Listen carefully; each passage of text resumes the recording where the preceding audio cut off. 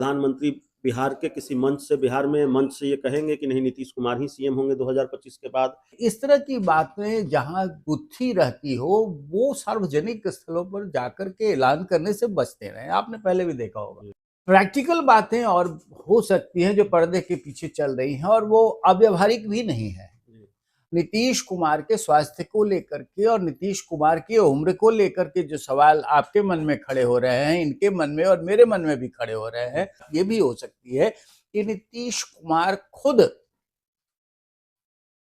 परिस्थितियों को देखकर और भांप कर के अपने मुंह से, अपने मुखारबिंद से ऐलान करे कि हाँ अब हमारा ये दायित्व और ये संभालेंगे। और नीतीश कुमार को लचर बनाने की आवश्यकता अगर होगी तो फिर उनके जो खास लोग हैं, उनके जो पिलर्स हैं, उनको अपने पाले में कर लो। और यही हुआ है। देखिए, इस वक्त हमारे साथ बिहार के जाने माने पत्रकार रंजन भारती सर हैं और जाहिर तौर पर प्रधानमंत्री नरेंद्र मोदी बिहार दौरे पर आ रहे हैं 24 फरवरी। शायद ये तारीख तय है प्रधानमंत्री नरेंद्र मोदी के बिहार दौरे की, उसको लेकर बातचीत करेंगे। और प्रधानमंत्री नरेंद्र मोदी के बिहार दौरे को लेकर जो सबसे महत्वपूर्ण सवाल मेरे जहन में आता है, जो मैं जानना चाहता हूं आपसे, मैं समझना चाहता हूं, क्या प्रधानमंत्री नरेंद्र मोदी बिहार में ये चुप्पी तोड़ेंगे? जैसे अमित शाह ने चुप्पी साध रखी है कि 2025 के बाद नीतीश ही सीएम होंगे। प्रधानमंत्री बिहार के किसी मंच से बिहार में मंच से ये कहेंगे कि नहीं नीतीश कुमार ही सीएम होंगे 2025 के बाद। ये जो सस्पेंस बना हुआ है, बिहार बीजेपी के नेता तो बोल रहे हैं, लेकिन ये जो सस्पेंस बना हुआ है बीजेपी के शीर्ष नेताओं की तरफ से, वो चुप्पी टूटेगी? नहीं, मुझे लगता है ऐसा, क्योंकि अभी दिल्ली के चुनाव हुए हैं और भाजपा अपर हैंड में है। बीजेपी इंडिया शाइनिंग की तरफ नहीं बढ़ रही है, लेकिन शाइनिंग जो है भाजपा का ऑरा लगातार बढ़ता जा रहा है। और प्रधानमंत्री नरेंद्र मोदी की एक खासियत है, वो ऐसे गाहे बगाहे कोई बात कहने से बचते हैं। हाँ, वो ललकारते हैं लोगों को, बड़ा अच्छा नारा दे देते हैं, स्लोगन्स दे देते हैं, लेकिन इस तरह की बातें जहां गुत्थी रहती हो वो सार्वजनिक स्थलों पर जाकर के ऐलान करने से बचते रहे। आपने पहले भी देखा होगा।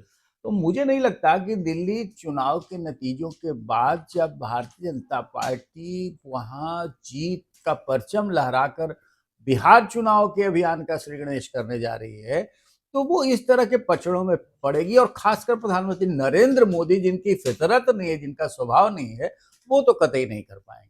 नहीं, कतई नहीं कर पाएंगे, लेकिन क्यों हिचक है ये कहने में नीतीश कुमार ही 2025 के बाद सीएम होंगे? जेडीयू कर रही है 2025 फिर से नीतीश, बिहार एनडीए के नेता करे 2025 फिर से नीतीश, लेकिन अमित शाह नहीं कर रहे हैं, प्रधानमंत्री नरेंद्र मोदी नहीं कर रहे हैं। फैसला तो उन्हीं को लेना है देखिए, ना। फैसला लिया जा चुका है। मुझे ये कहने में कोई गुरेज नहीं है कि एनडीए में सर्वानुमति बन चुकी है कि नीतीश कुमार ही चेहरा है हमारा अगला। प्रैक्टिकल बातें और हो सकती हैं जो पर्दे के पीछे चल रही हैं और वो अव्यवहारिक भी नहीं है। नीतीश कुमार के स्वास्थ्य को लेकर के और नीतीश कुमार की उम्र को लेकर के जो सवाल आपके मन में खड़े हो रहे हैं, इनके मन में और मेरे मन में भी खड़े हो रहे हैं, उनकी असहज स्थितियां खुद उनको लचर बना दे, तब की स्थिति के लिए फिर भाजपा अभी से उनके साथ एक बड़ा वोट बैंक है, एक बड़ा जनाधार जुड़ा हुआ है और सारे समीकरण बिहार की राजनीति के उस तरफ जाते हैं जिधर नीतीश कुमार रहते हैं। तो नीतीश कुमार के उनके इस एसेट को भारतीय जनता पार्टी कतई नहीं अभी गंवाना चाहती है और नहीं गंवाना चाहती, इसलिए नीतीश कुमार अभी चेहरा है।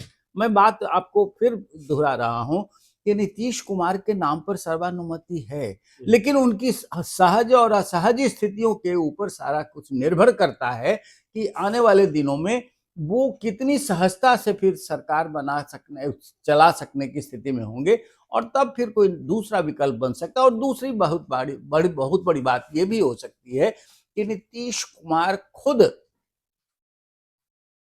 परिस्थितियों को देखकर और भांप कर के अपने मुंह से, अपने मुखारबिंद से ऐलान करे कि हाँ अब हमारा ये दायित्व और ये संभालेंगे और फिर उत्तराधिकारी की घोषणा अपने मुखारबिंद से करें।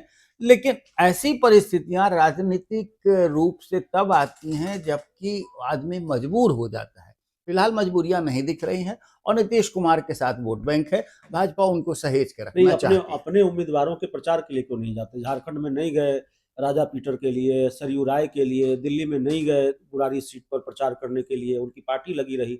उनको मालूम था कि वहां जीतने के लिए नहीं लड़ रहे हैं, उनको ये मालूम था कि हमारा समीकरण वहां नहीं है। झारखंड में वहां तो जीतने के लिए लड़ रहे थे, वहां भी नहीं गए ना। नहीं, झारखंड में नहीं गए, इसलिए नहीं गए कि उनको लग रहा था कि हमारा जनाधार उस तरह का नहीं है, जो कुछ है बीजेपी की बदौलत ही है, इसलिए वहां जाने से कोई फायदा नहीं है। बीजेपी के लोग चाहेंगे तो हम जीतेंगे, या नहीं चाहेंगे तो नहीं जीतेंगे। हालांकि सीट शेयरिंग में उनको सीट मिल गई थी, दिल्ली में बुराड़ी में भी वही सीट, वही नक्शा हुआ जो कि झारखंड में हुआ।